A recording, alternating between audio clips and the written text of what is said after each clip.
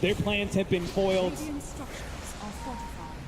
And the punishment is their tier 3 now going down to about half HP. And that Pugna coming in from behind with the double damage. This is going to be chaos. He's able to get to the back line. He's going to be able to take out the Pugna first. Brewmaster gets in there. Everyone's got multiple heroes. TNC, they're down on 3. Armel's going to be in next up. There goes the dust pop. They don't get the dagger on him, but they do manage to keep damage to prevent him from being able to get out. He managed to get an avalanche in. Ninja Boogie will die as a result, but it pops a tombstone, which will just be another tool to chase down Armel. That's 4 dead from TNC.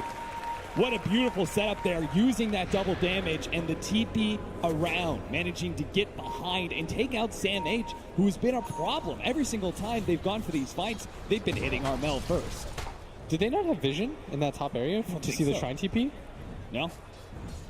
Oh, that is a significant mistake, or maybe they just didn't notice. That's Cuckoo at bottom. Gonna get got on here as Jabs pops the ulti. This might just be 5, and indeed it is. And now the gold lead just at 10K. Oh, Mineski are feeling themselves now. They've killed 4, tipping Cuckoo as they get the pick off, and that's going to be tier 2, maybe tier 3s. We'll see. TNC, buybacks. Starting with Armel. That's going to be so much gold down. I think they want to wait on the other 2 heroes. The core spawning in under 20 seconds, but Silence are going to buy back. The gold lead being further cut in half. 7,000 is the number. Glyph buys them a good amount of time, and it seems like Mineski do not feel good enough about taking that tier 3, but still, I mean, this is the first time they've been outside their own base in a while. Yeah, and they made such a game-winning play there. Going for the DD Shadow Fiend, TPing in from behind. They sandwiched them completely. The Hex on a Sam H. They have no vision on that high ground area. You can see, like, Armel's trying to deal with the Tombstone, and boom, Sam H just instantly dead. As soon as Moon reveals himself, goes to the Scythe and just brings him down with the double damage. And as soon as you dealt with a lot of the support cast of TNC, Armel is really not that threatening anymore. Yeah. Armel is threatening when he's starting the fight, and you kind of almost have to focus on him. But when he's the last one left alive, he is not a threat whatsoever. And Mineski injecting some life into this game. This should tell them, as long as we take the team fights perfectly, we're going to be okay. But the team fights are a whole lot harder to take perfectly when you're not so close to your base.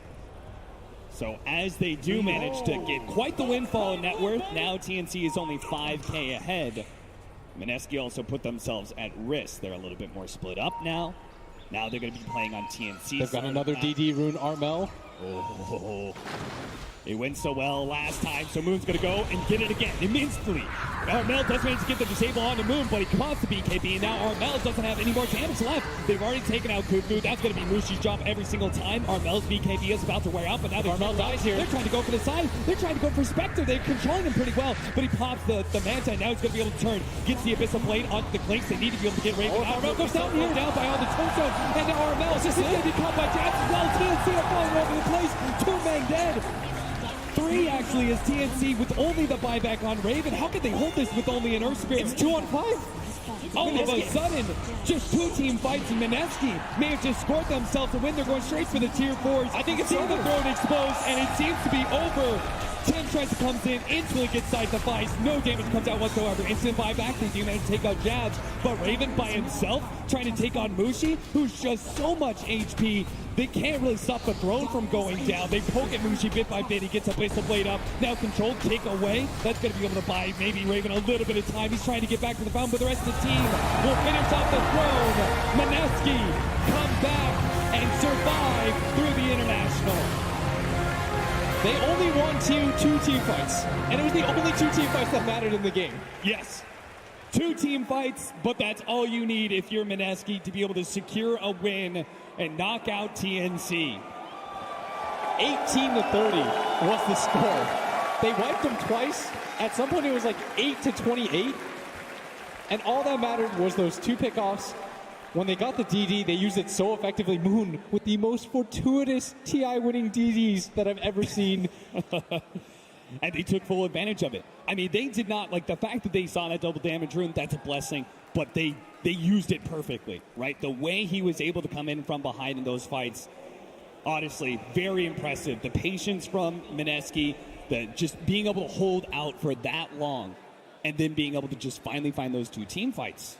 Really well done by them. I feel like when you're down 15K, you're losing team fight after team fight. It's really easy to mentally quit in that type of game. Yeah. You're losing fights, you're seeing things crumbling, they're at your door, and you still figure out ways to win. That is a sick way to play Dota. So Mineski, mentally they hold strong, do manage to eliminate TNC, and they will be the last C hope for the International.